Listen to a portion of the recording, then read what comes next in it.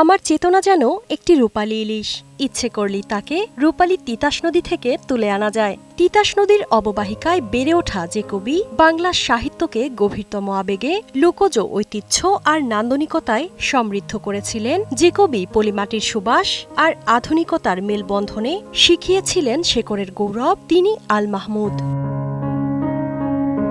50-এর দশকে যে কজন কবি বাংলা কবিতার বাক পরিবর্তন করে আধুনিকতার শক্ত ভিত গড়েছিলেন, আল মাহমুদ ছিলেন তাদের মধ্যে অন্যতম। লোকলোকান্তর, কালের কলস কিংবা বাংলা সাহিত্যের অমূল্য সম্পদ সোনালী কাবিন তাকে দিয়েছে এক কালজয়ী আসন।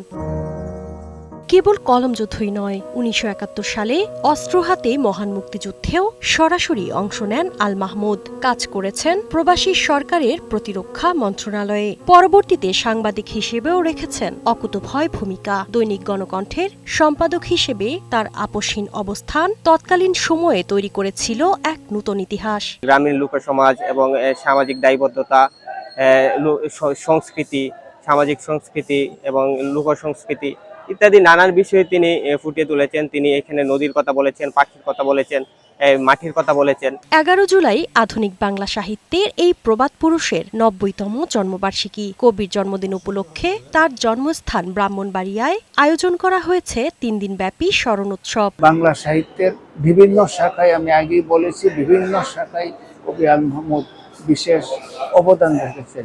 সেই অবদানকে অবশ্যই আমরা আমাদের শ্রদ্ধার সাথে স্মরণ করা উচিত।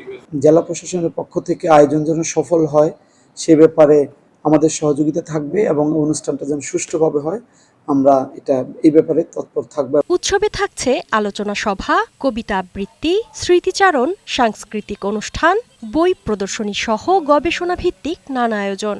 তার সাহিত্য দর্শনের অন্তর্নিহিত শক্তি এবং বাংলা ভাষার প্রতি তার অসামান্য দায়বদ্ধতা, আমরা চেষ্টা করছি কবি আল মাহমুদকে নতুন প্রজন্মের কাছে তুলে ধরতে। কবি আল মাহমুদকে জানার জন্য যারা আসবে তারা যেন ব্রাহ্মণবাড়িয়া এসে কবি আল মাহমুদকে জানতে পারে। এই ব্যাপারে আমরা সংস্কৃতি মন্ত্রণালয় এবং গণপ্রজাতন্ত্রী বাংলাদেশ সরকারের দৃষ্টি আকর্ষণ করছি। আশা করছি যে ভবিষ্যতে সংস্কৃতি মন্ত্রণালয়ের মাধ্যমে আমরা কবি আল মাহমুদ স্মরণ উৎসব উদযাপন করতে পারব। বাংলা একাডেমি ও 21 পদক সহ অসংখ্য রাষ্ট্রীয় ও আন্তর্জাতিক সম্মাননায় ভূষিত এই কবি 2019 সালের 15 ফেব্রুয়ারি না ফেরার দেশে পাড়ি জমান। আয়োজকদের প্রত্যাশা, এই স্মরণ উৎসব বাংলা সাহিত্যকে নতুন প্রজন্মের কাছে পৌঁছে দেওয়ার একটি স্থায়ী উদ্যোগ হয়ে উঠবে। শারমিন ডিমি, বৈশাখী সংবাদ।